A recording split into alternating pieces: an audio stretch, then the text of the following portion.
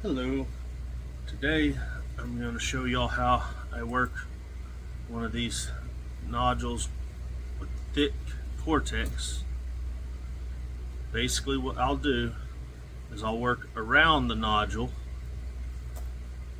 to try to expose the flint like you see on the side here.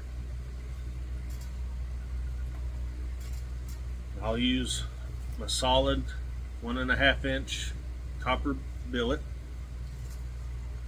and if I do get an opportunity to knock off a big flake, I will, but most of it is just establishing an edge.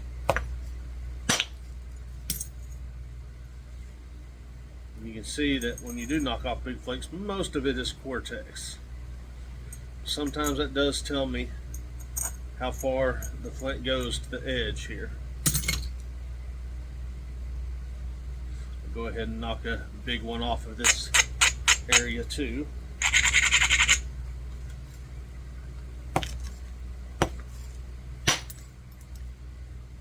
There we go.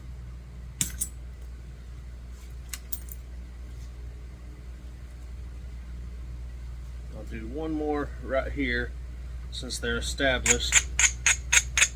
And these big flakes help thin the piece out, which can also make it easier to zigzag.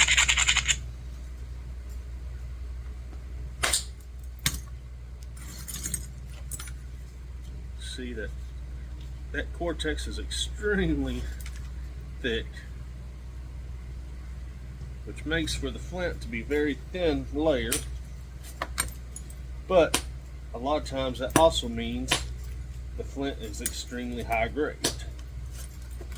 So here I'm just knocking off the cortex and zigzagging and trying to expose the flint.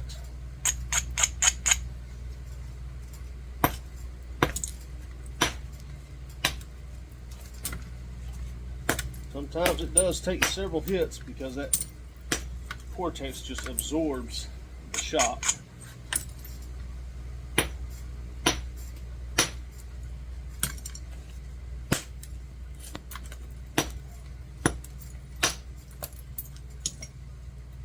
You have to be careful sometimes. If you hit too deep, it can split and crack the flint. Luckily, I think that one I'll be able to get around pretty easy.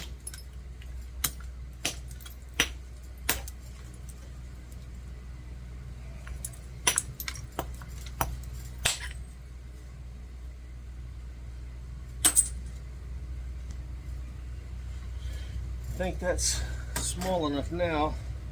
And I'll switch over to my smaller 1 inch and 1.5 inch or so billet, and I'll work freehand more so I can get a little power, but the small billet gives me a little more control as well. I think we've established where the flint is now. On this side seems to have the thinner cortex, so I'm going to take heavier flakes off of this side to try to get under the thicker cortex on this side. I'm going to do one from the base and run this little corner, and that'll help give a better convexity, so whenever I take flakes from this edge that they'll go further. If I took flakes from this edge now, it would probably hinge out here.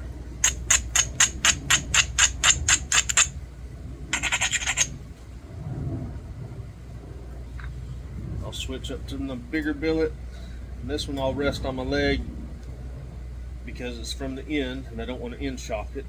There we go, that was a good flake. And that exposed quite a bit of the flint.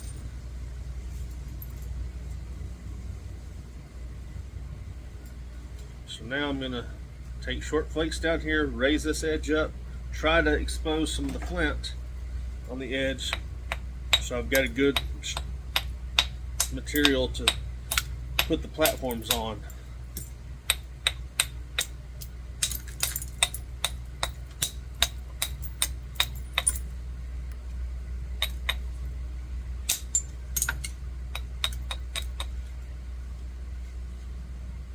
There we go, that should be good and strong.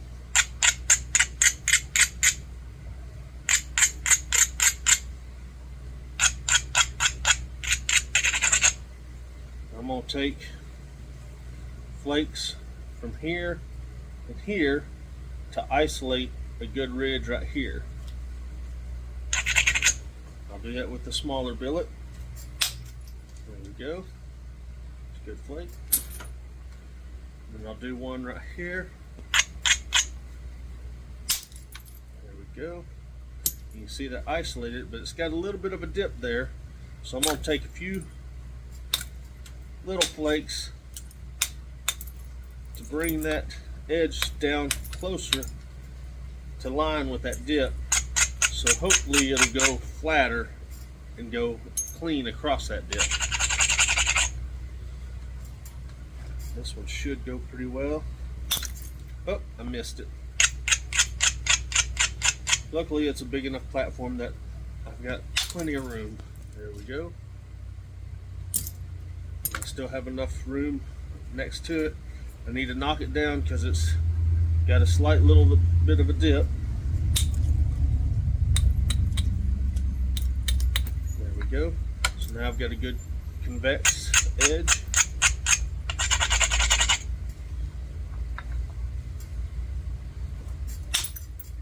There we go, that was a good flake. And you see we've exposed pretty much all of the flint on this side. I need to do a little bit at the tip to clean it up.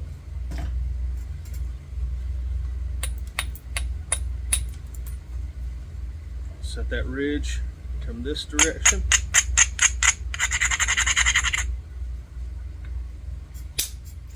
Okay, that was a good flake. I cleaned up quite a bit of it.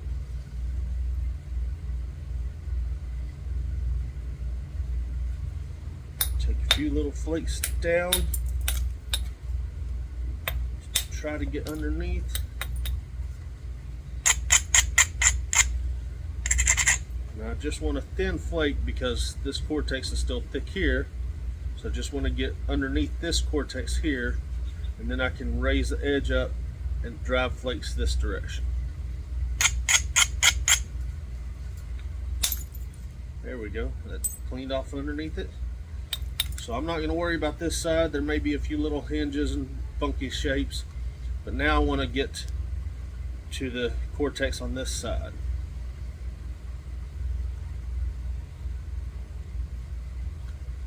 Got a good edge right here to blast a flake here, and that should get rid of this big ridge here. Just got to bevel it to set up a good platform.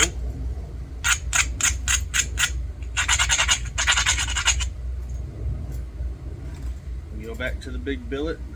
I'm going to try to get it to go. I'm hoping it doesn't overshot, but it might. Nope, right to the middle. That's not bad. And we've got another platform. It's not the best platform, but I think I can make it work. If I hit right, I'll use the smaller billet on this one. I'll support it with my finger. There we go. That did really well. So that's exposed all that. I've got one more ridge right here. That should do good. Beautiful. It did hinge, but that's not a big deal. Now we'll bevel this edge and take flakes back this way.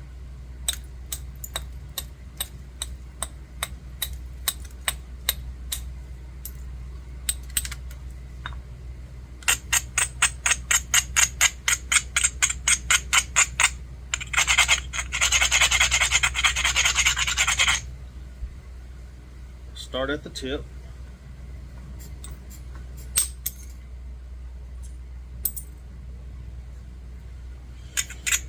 You may notice I missed several times, but I'd rather miss than hit too deep.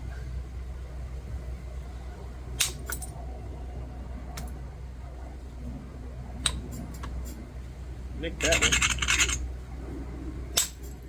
There we go, that did good.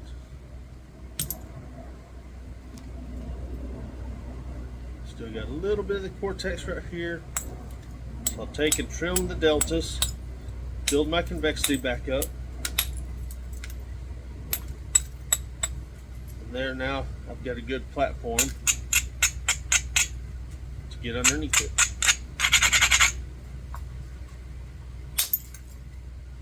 There we go. That's got all that cortex except for little small remnants.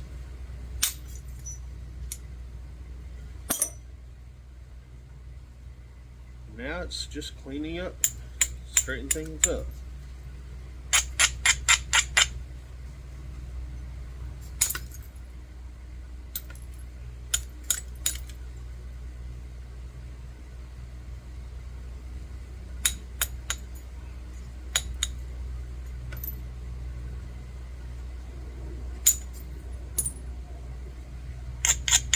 Kind of taking opportunistic flakes where there are natural platforms present. And that just helps save the width and the length. Some of them I'm trimming and balancing out so the contours are correct.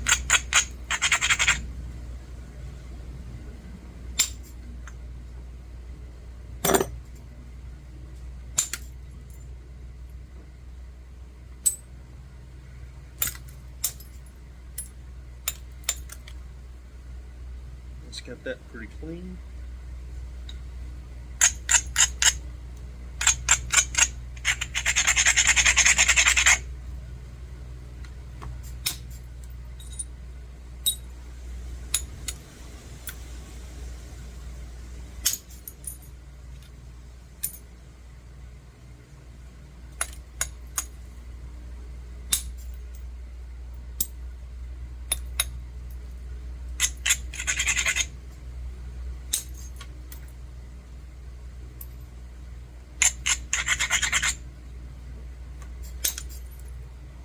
Crush that one a little bit.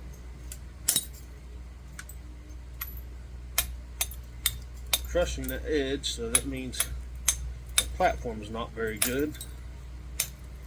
So I'm going to thicken it up a little bit by taking these little short flakes.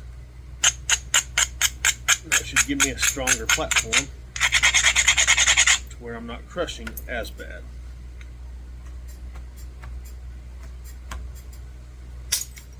There we go. That was a little deep, but it got what I needed.